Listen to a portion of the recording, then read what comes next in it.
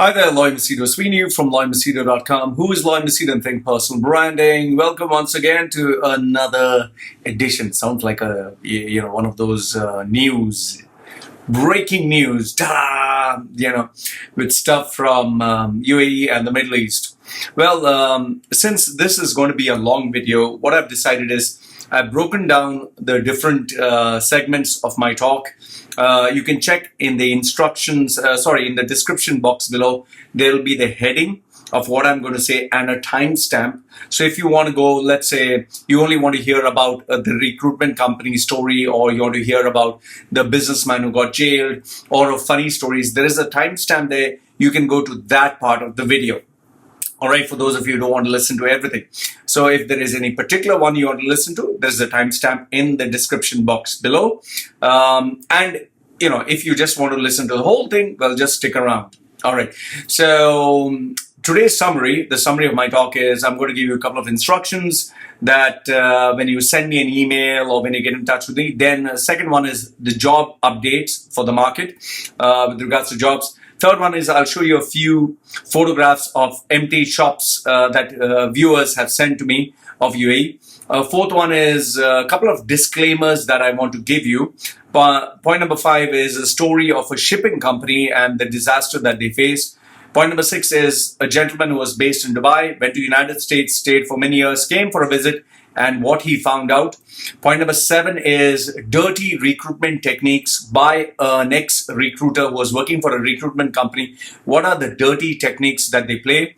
Point number 8 is a shocking story of a guy who worked with prostitutes in Dubai and how he made millions. He made millions for a couple of years now. He has left that business. His story is also there. Point number 9 is a businessman who got jailed, an Indian guy, and he has put his story there. Number 10 is a transportation business owner and why he's deciding to shut down. 11 is an Arab local Emirati who has had 130 companies and why he's facing problems. Then point number 12 is general headlines. 13 is, this is the mega story of a company that was earning 15 million dirhams per month and now the owners are jailed. 14th is just news articles that I found worth sharing with you with their links put down below. And last, if not the least, people's favorite, funny stories. Okay, so these are the 15 different titles. So now let us start with the actual video. Okay, first is the instructions for you people. Now, when you're sending me a story or when you're sending me a particular update, please make sure that it is specific, not vague. What I mean by specific is, don't tell me, I'm sorry, I can't give you my name, which I understand. I'm sorry, I can't give you the company's name. It doesn't make any sense. You didn't give me your name. You didn't give me a company's name.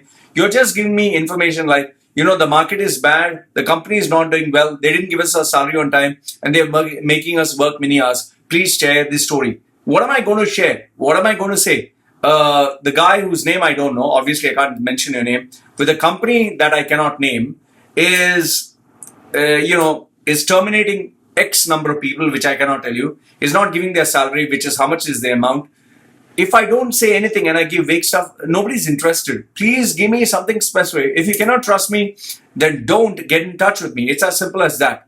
And with regards to statements like these, Loy, they're giving us so much of pressure. Listen, when you're going for a job to a foreign country, what do you think? They are calling you to have a holiday, to have a great time, to have fun time? No, it is pressure. You want to earn more money, there is more pressure. So stop bitching about it.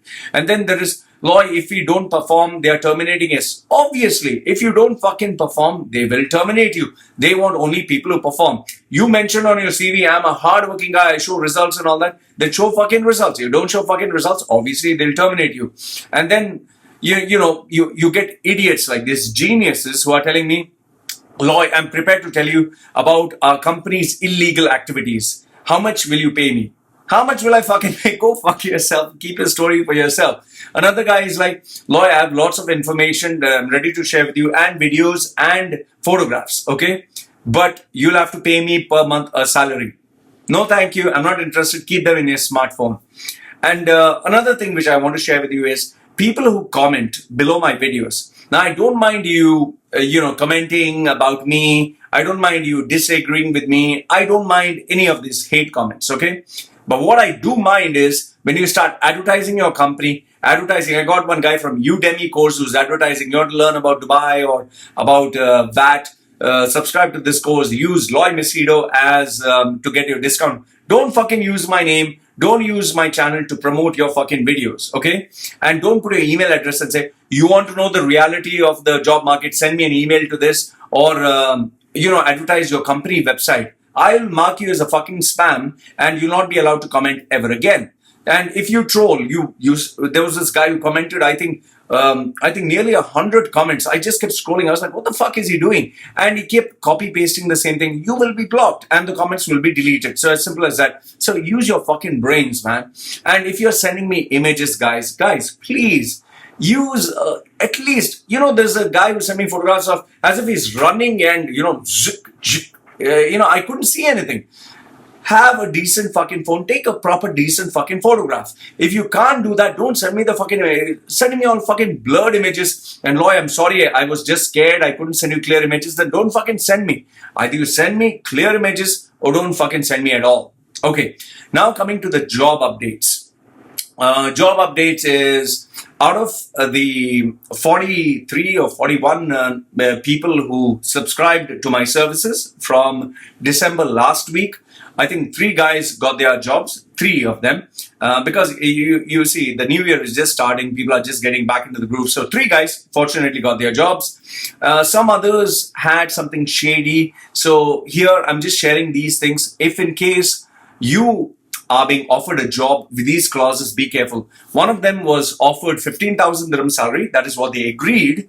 And now they are saying, we'll offer you 12,500. But after you prove yourself, after 6 months, then we'll increase. So he asked me, Lloyd, what do I do? Do I say yes or do I say no? What I told him is, keep in your mind that maybe they will never increase your salary. Maybe they'll give 12,500 and they'll never increase it 2,500 more.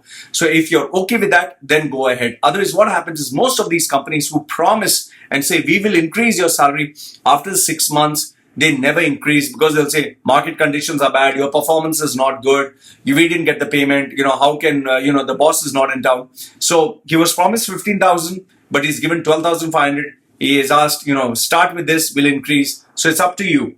Personally speaking, whatever salary they give you, 12,500, that is what you sign, it's never going to increase. So that's what I tell people. In fact, the best advice I can give you is give yourself a take it or leave it salary in your mind. If they give you 1 dirham less than that, that should be a no. So keep that figure in your mind when signing a contract. Okay, the next one is I got a question from a guy, one of my clients. Once again, he said, Lloyd, they promised to call me at the last week of December. They didn't call me. Then when I followed up, they said the first week of January, they didn't honor their word. What do you think I should do? See, if a company cannot keep its word, if an employee who's working in the HR cannot stick to his word, this company will never keep its word. That means they are not consistent. They're still playing around. They're still searching for a better candidate. Just give up that company, search for a better job. You need to be a person of your word. You give one word, you keep it. You give one time, you keep it. You give because end of the day, you'll be asked to stick to your part of the bargain. If you have to achieve a target and you don't achieve your target, they will say you didn't achieve your target. But then the company will, when you have to, corner the company and say you have to pay my salary on time, they'll delay it. What do you do? So never trust a company that doesn't keep its word. The next one is I got this question from a guy who's based in India. Once again, my client. He has this premium job. It's a premium job in a bank. The company said, why don't you resign? Please resign so that we can process your documents. Don't do that. Never resign first. What I suggested to him is what I'm going to suggest to you is take a break for 1 month. Ask your existing company to give you a holiday. Fly down to Dubai. Go there and say, where is my visa? How about stamping it? So if they do not give you that job offer with the visa within a month, then you come back because they're simply playing games. This has happened to quite a number of people where they've asked them to resign from their jobs. They fly down to Dubai and then they say, sorry, it's going to take time. The Ministry of Labor is processing your papers. It might take 1 month, 2 months, 3 months, 6 months. What do you do? Then you're not earning. and then they'll, corner you, and then last you'll be desperate and you might even agree for any amount. Please don't do that. Remember, once you get the job in hand, forget the offer letter. They actually say you start working from tomorrow, then you resign. Until that, don't. Last if not the least is, this is a fucking idiot who didn't pay me the money. I remember he had sent me his resume and he wanted to get a job and all that. And I told him, I'm sorry, I can't do it. So after he got the job, he sent me an email, fuck you. Exactly, I'm telling you, he said, fuck you. I got a job without your services. Go put this thing up your ass and this and that and all the shit. I kept quiet. Now this guy, after he got the job, very excited, he went there. It seems the first thing is they took his passport, which he thought they are taking his passport for processing his visa. Now they're not returning his passport. Then they asked him to pay for all the legal expenses. How he came to know that is when his salary came, they have deducted his salary. They'll deduct his salary for the next 3 months. And now he's not being paid his salary on time. So now he says, Loy, help me. I'm sorry. This, that. Haha, you deserve it. Fuck you. When you get fucked, that time you remember. Next time, before you send an email like that, think. I was there for 40 years. I know something more than you. You're just a jackass who's just jumping into Dubai and thinking, my life is going to be so fucking great. So fuck you. You deserve that. After you get fucked properly, your asshole opens a little bit more. Then you come back, pay my services, and then I'll guide you. Okay. Apart from that, the next one is the images of a few empty shops. I got these from one of my readers. He has sent me about, this is in Sharjah, NASA Rent a Car. It is empty. Those shops are empty in Sharjah. It seems all these car rental companies, they will not survive, man. So he has sent me, it looks like the building is also old. So he is showing me these photographs of Kurtubah or something. Tennessee Electrical Devices, that shop is also empty. Another one he has sent me is, this is a real estate. This place is empty in Sharjah. I think this is near where I used to stay. So all these car shops, all these places are empty and there is no business. So he was sending me that, there are so many to-let signs. And, this is the reality, man. I mean, who has money to spend on expensive rents, but you don't have customers? So he sent me all these images. I also got this image of Dubai Mall, the ice rink, where he took a photograph of a small kid who was in the ice rink, and he said at 8:30, Roy, there was only one person there. So you can see such a massive shopping mall, but only one person there. I wish he had given me the date. I don't know when this date is. It seems September 6th, yeah. So this was kind of just for him to show me. He kept this as memory to show me that there's hardly any business. Then one other guy, this is not a very clear image, but it seems that the food outlets in this mall, this is Mega Mall, I think, it's empty. I wish he had given me some more photographs. Please, when you give me photographs, send me some more. And this is a street in Sharjah where most of the shops which are opening are shut down. And he was telling me that these streets are now kind of empty. Before they were packed jam. So this is also not very clear. My request to you is please send me clear photographs. Okay.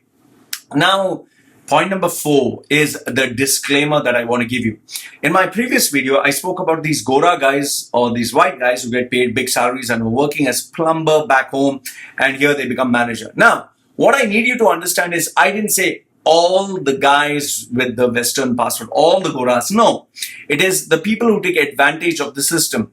Now, you need to understand that it's not all the whites. I know quite a number of Western nationals or white passport holders or Goras who really work hard, very, very hard. They work 6 days a week, who run a business, who are very hardworking. And in fact, they're more hardworking than even Asians. So I never said all the white skins. So stop misquoting me. And one more thing is, please understand this much is, Indians are, not all Indians are nice. There are so many of them who deserve to stay in India and remain in India and never go anywhere else because they are bloody racist, some of them. Some of them, they want to know which state are you from, which religion do you follow. They're gossipy, they like to interfere in your business. So I'm not like always pro-India or something. Neither am I totally anti-India, but keep in mind that each and every person is different, is unique. But I state the majority of what is happening that people are afraid to talk about. Now, here's another thing. If you're not getting a job, If you're not getting, stop blaming the market and saying that, oh, the market is bad, that's why I'm not getting a job. Oh, you're so right, they only take contacts. No, maybe your CV is shit, your resume is crap. Maybe you don't know how to give a bloody interview. Most of the people, when I see their resumes, they put a photograph there as if they are put in jail. They say, my objectives. And then they give, 15 years stellar service, rich experience and all that shit that they write. And then they put their job responsibility and job fucking description. You put all that shit, how do you expect to get a fucking job? Stop blaming the market. Get a professional to make your fucking resume world class. People spend so much money on making a fucking wedding card with a professional designer, professional wordsmith, but they don't do the same with your fucking resume. And you expect the market to take you seriously? Then I got this, I don't know why it is Asians, but they are so fucking stingy. You got this guy who is supposed to be a director of a fucking company. He was getting nearly 40 to 50,000 and he wanted me to do his resume for, you know how much? He says, Loy, can you do my resume for 500? I said, keep the 500 for yourself as a New Year gift. I don't bloody need you. Another guy, which I told you last time, digital marketer, who wanted 15,000, give me sweet talk, sugar talk, well wrote. I have to admire his writing skills, but he wanted it for free. And then you get this other guy who he actually is more concerned about bitching about the ruler, about politics and all that. I asked him, what is your job? What are you doing? He doesn't have a fucking job, but he wants to bitch about. And then he says, Loy, I'm supporting your channel. I'm giving you likes. I'm putting good comments. Can you help me for free? Sorry, I don't do that. Okay, since some of you have asked me this question, what do I think of Rahul Gandhi visiting Dubai? I mean, who wants to listen to that fucking moron? I don't know what the fuck has he done. Neither am I part of politics. In fact, when Narendra Modi came to Dubai, I don't know why people are going so fucking crazy. What are they going to talk? We will do this, we will do that, and all that shit. Yeah, I don't have time for that shit. Okay. Then the next one is a shipping company. This one is a shipping company where the big guy, I don't want to take his name or designation.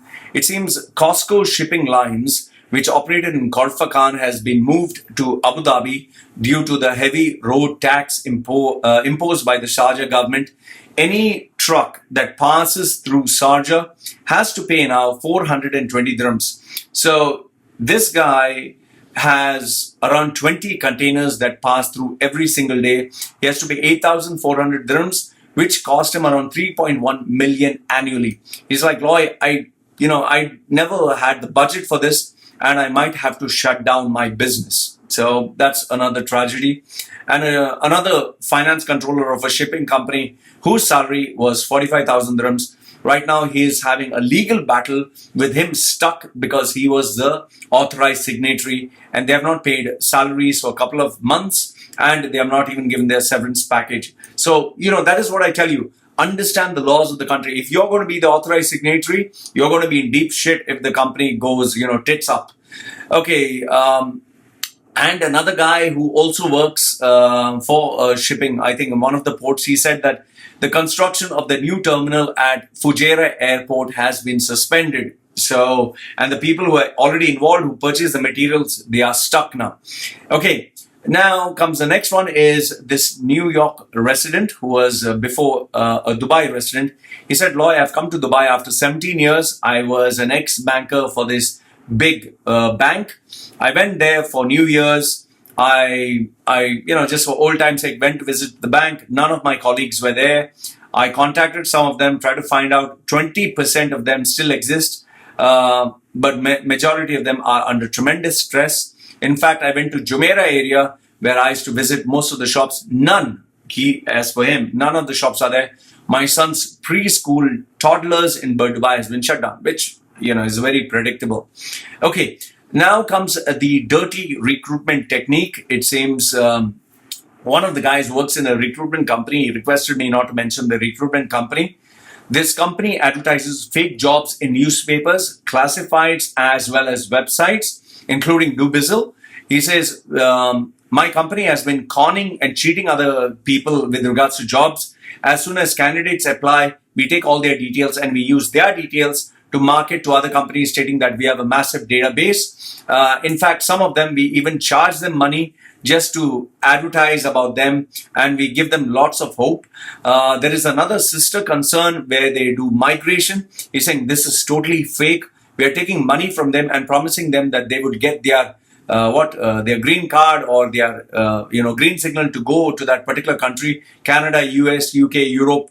He has given a list of countries. We take up from $8,000 to even $20,000 depending on the candidate. But I do not know what is going to happen next. So that's what I told you. Be careful. Don't believe in promises. Once you give the money, you might never get it back. Okay. Then comes this next story, which is a true one. This guy has been working for advertising prostitutes online. He was, I think he still is, a copywriter and SEO expert, digital marketing expert. What he told me is, Loy, I make around 1,000 to 2,000 dirhams per day thanks to these prostitutes. So as I was chatting with him, I asked him, how did you get in touch with this prostitute? He said, one day he went to just have a happy day, happy night, whatever. So he happened to bump into this girl. She gave him good sex, and as they were having sex, she asked him, what did he do? When he said he was a website expert, she nearly stopped having sex. But then after, they continued. When they stopped, it seems she gave him an offer. If he could help her with her online profile and he could take care of her online profile, he would get a commission. So they exchanged numbers, and he started to do her work. And surprisingly, she honored her part of the word, and every day he was getting small payments. It said, this is what he said, it started off at 200 dirhams, started to increase, and then he said for every customer that has given her, she was giving me money. Then from there, she introduced me to her friends, 7 of them, and from there, I was handling almost 27 girls. 27! Ooh. Okay, and he said, with this budget, I was handling their calls, their emails, their sex chats, and that's the only thing I was doing. And because of this, see, this is what he says, because of this, Lloyd, today I have 4 nice properties in back home. I don't want to give the place. I've cleared my parents' loan. I've managed to get my sisters married, and I've discontinued this work. Lloyd, very profitable service. So one guy in Dubai who has made good money. Good. Okay. This one is a businessman who has been jailed. He said, I opened up a small company with 12 laborers working for steel and shuttering work. I completed all the work on time, but after that, I was not paid. When I went to the company for payment, they started giving me excuses. They said that the boss is not in town. Sometimes when I'd go there, they would say, the finance guy has gone for a meeting. And sometimes they would say, your payment will be ready by next month. This went on for months and months. I didn't get paid for the whole year. Finally, the labor salaries, my rent cost, everything started to rise. The office real estate started giving me rent. After one more year, that means 2 years, I finally got arrested. And then he gave me the difference between the Dubai jail and the Sharjah jail. He said, I was taken to the Sharjah jail. They took my fingerprints. They put me in a cell, which is very small with one single window. There are 21 beds. And he's saying, I waited 3 days to go to court. They put a civil case on me because I didn't have any money. Then they sent me to a central jail. He's saying it was so crowded that you have 7 rooms, 1 mosque and 1 TV. We had 28 people in one single room, and there was no place to sleep. We used to sleep on the floor. The food that they used to give us was very old. He's saying they used to just give us 1 chapati, which is the Indian bread, with watery dal, that is lentils. Or sometimes they would give us white rice with almost like soup, like water curry. He's saying I had to wait for days and days just to get my phone card. I could only call 5 people. And he's saying there were 7 booths and people are always rushing over there. He's saying, he's saying, once I got used to the place, I started speaking to other people who are in jail. It seems people who have taken do or itisalat special promotions and they have not been able to pay, or people who gave fake documents to do an itisalat, who could not pay rents, who could not pay, whose checks were bounced, or who due to business who got in a loss, or who took loans from the banks or could not pay their credit cards. Banks like NBD, credit cards, FGB, Dunya Finance. He's saying, and also people who got caught for drinking alcohol and being caught for being in a relationship where they were not married. I told you, be careful. Okay, so it seems everyone mixed with everyone. Sometimes guys used to do gay sex. Well, this is very common. He's saying, I thought they would respect me. In fact, one of the policemen even shouted at me when I refused to listen. He slapped me. So I decided I would not stay in Dubai anymore. After waiting for months and months, I finally begged my friends to help me because this place was so inhuman. I couldn't sleep at night. It was so cold. They don't even put off the lights. It seems sometimes a policeman will come just to have a count. If you're sleeping, they'll kick you. And 3 to 4 times a night, they would come and destroy our sleep. I was a businessman, but they treated me like a criminal. I spent 30 days. Finally, I begged my friends from UK and Europe. They helped me, and they paid my all my dues. I returned back. I never want to go to that hell. Okay, another one. It seems a guy got arrested at the airport because of outstanding payments. He said they'll treat you like a criminal. The judge will not even look at your face, and it can take whatever amount that you paid for your labor as a guarantee. It might take up to 6 months for you to get it. And if you have a pending amount, every day you spend in jail, it's 100 dirhams that is paid. So if you have 2,000 dirhams, you'll be put in jail for 20 days. So this was with regards to jail-related stories. Now I got this particular email from a guy who's in the transportation business. It seems, Loy, I run a transportation business. I don't know from where one of my guys who drives a truck that it is his truck. He got 5,000 dirhams as road fines. When I tried to inquire, nobody gave me any information. I have 15 to 20 trucks. Okay, it seems that I cannot afford to keep paying these big fines. And it also seems that per session, that is from Sharjah to Jabal Ali, they have to pay 420 dirhams per trip. And they're made to wait 1 to 2 hours, saying, Roy, we cannot afford to run business this way. Okay, so the next story is a local sponsor, Emirati, who has 130 companies with him under his kafalat or sponsorship.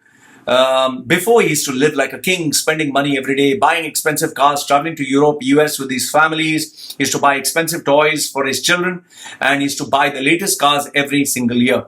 He used to even go to this Ajman hotel, particular hotel, to drink booze and enjoy with the ladies and treat his friends. But now he has no money to buy alcohol. He cannot afford to pay the pending loans for his cars. Before, he used to drink and booze 6 hours a day and pay all the stuff, 100 dirhams just as tips. Now it seems that he doesn't have any money. He sits at home.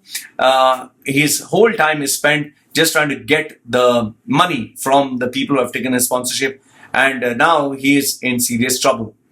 It seems that when he went last to the club, there were only 2 Arabs sitting there. It seems the staff is outnumbering the number of people there. Okay. So next come the general headlines. Some of the headlines that people have given me in terms of emails. DP World has terminated 28 people, and the total is 50, which they will get rid of, it seems, beginning of this year. Manama supermarkets in Kerala, has been closed down or sold. One businessman sent me an email. He said, Loy, due to oversupply, too much competition, and every day the expense is going up, my business is down by 2 million. I do not know how much he was earning before. He's saying the only reason I can survive is because I have my own property and rent. When I asked him why didn't he go back to his home country, that is in Kerala, he said, Loy, in Kerala, it's not easy. There are still a lot of problems like this temple, Sabrimal temple, some scandal shit it seems is going on. He says politicians eat money, and if you have millions in the bank, it's better to stay in UAE instead of going to India, where you'll be taxed and you might end up spending majority of your money. So that is why many of the people who are retired, who have millions in their bank, prefer to stay in Dubai, where their money is not taxed. So that's kind of good news. Burjuman, it seems many shops are empty. The guy sent me some photographs. They were not clear. So if you can send me some clear photographs. Karama, many shops are closing down. One of the guys who used to go to his barbershop, he said even his barbershop business is down. He said because people are losing their hair automatically due to stress. And one of my rich friends, rich guys, he says, Loy, we used to go and book VIP seats to watch Burj Khalifa's, the fire. He's saying now we just sit at home and watch from our balcony free. You can watch all the fireworks for free, and we eat McDonald's. Before we used to take the buffet for 2,000 dirhams. Very good. You're saving money. It seems city center near Shindaga Tunnel, which they renovated. It seems 70% of all the shops in that area are shut down. Send me some photographs so I can share. A gentleman who was working for Abu Dhabi Airport on 31st December, his manager called him, and after 15 years of working there, it seems his manager just gave him one sentence: "This is your last working day," and they kicked out 92 people. He's now back home in India. He doesn't know what to do.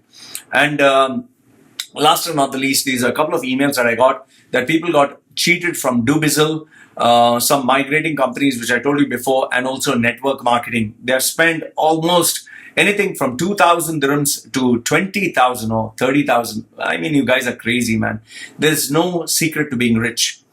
Now, this one is the mega story, the big one.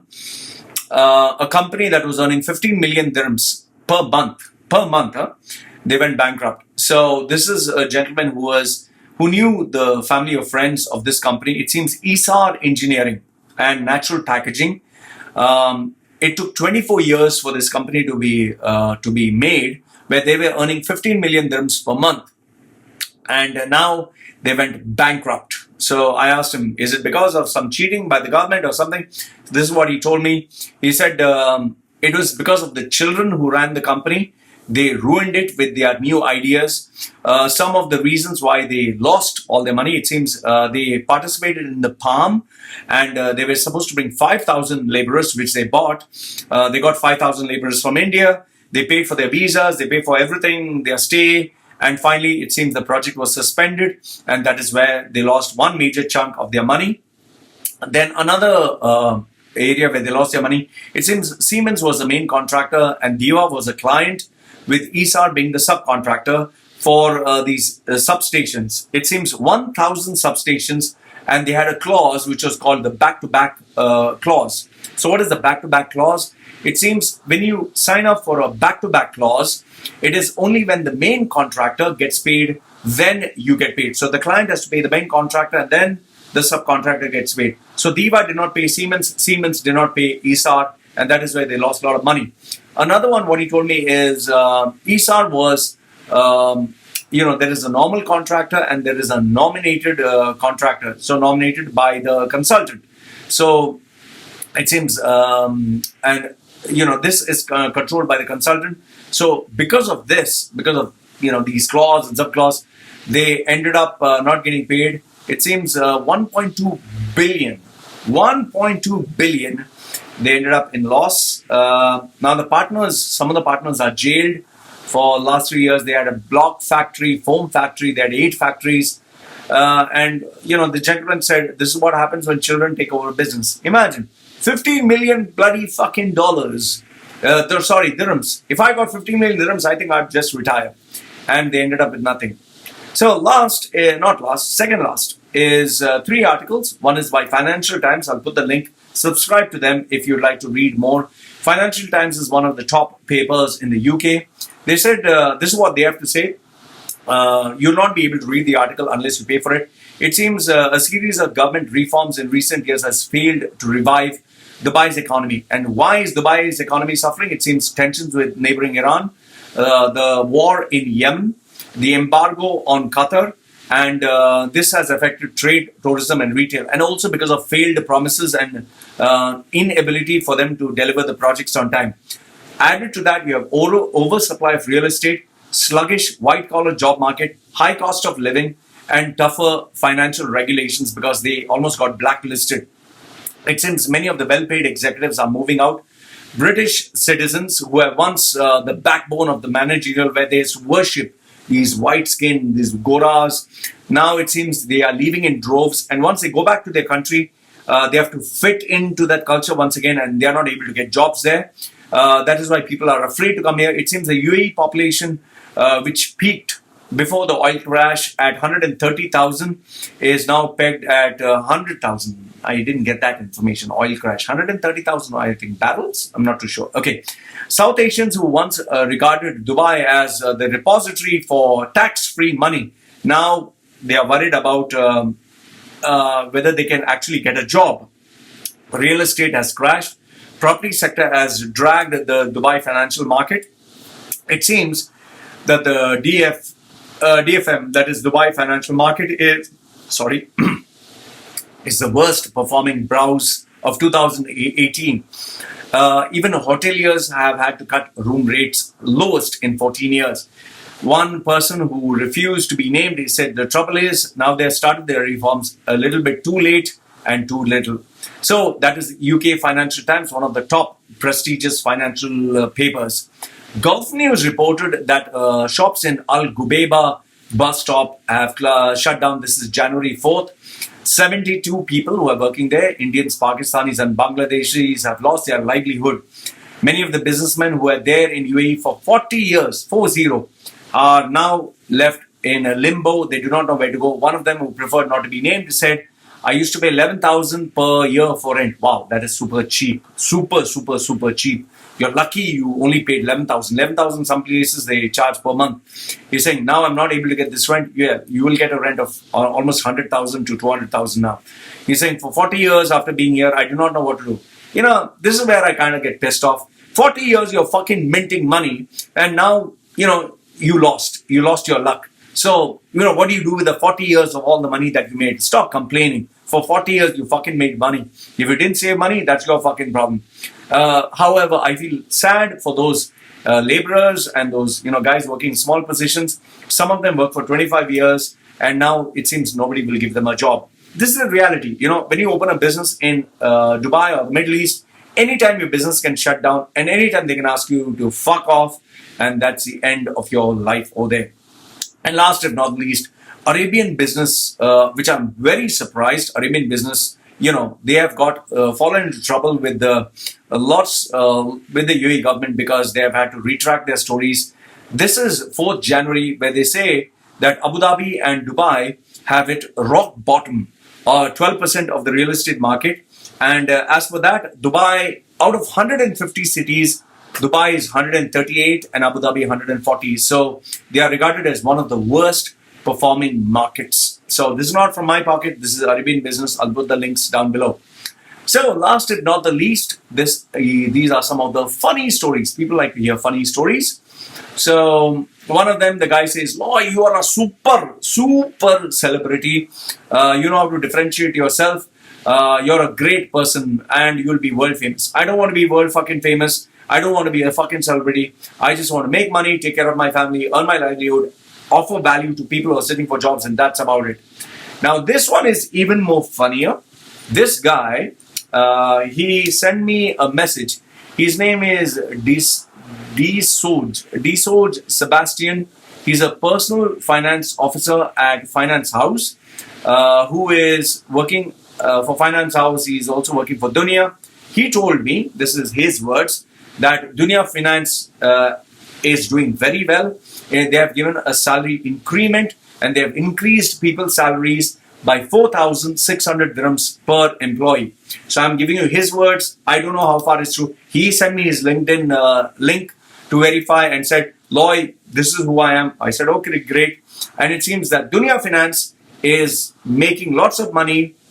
They're giving people a bonus salary increment where each and every employee has 4,600 dirhams salary increment for this coming year. So congratulations to Dunya Finance. I don't know, I don't believe this, but this is what he said. So you guys tell me, if you're a Dunya employee, did they increase your salary by 4,600 each and every employee? Now, the next one is, one other guy wrote to me, "Loy, when I bumped into your video, I thought you're a freak, a madman, and you know, I was busy trolling you. But now, after living a few months in UAE, I've left UAE and realized what he said is true." Well, I know what I'm talking, man. I've been there for many years. Another one is, "Loy, I was put off by your tattoos. My wife said you're the Satan, you're the evil one, Shaitan, and we didn't want to look at your video. But however, now when we look at your video, what you said is correct. My wife has lost a job. I have lost a job. Congratulations. And now we don't know what to do." Well, it's not that I'm gloating, but this is the reality. Another guy said that, "Loy, this guy is asking me, Loy, can you give a shout out to my girlfriend and just take my name? I'll pay you money." No, I'm not going to do that. You want to show off with your girlfriend or my channel? Are you stupid, man? Come on. This is real stuff. You're talking of real jobs. You're not talking of making you famous with your girlfriend back in whichever country that is. Another one is, Loy, I'll offer you money if you can spoil my employer's name. He wants me to spoil his employer's name. I can't do that. Then one other guy gave me a suggestion. Loy, why don't you improve your production by getting a professional staff and making great graphics and funky stuff? This is not an entertainment channel. This is not fucking MTV, you fucking idiot. And last, if not the least, this one is the final funny story of the day. The guy calls me. He wants a job as a debt collector.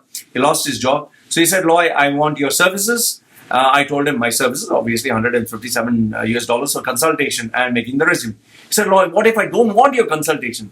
So I said, what do you want? Copy paste? He said, yeah, what if it's copy paste? So, I just played along. I told him, okay, $100. Loy, why $100? I said, because it's going to take time and, I need to put effort. Loy, what if you do it fast? Can you just do it fast? Is it lesser?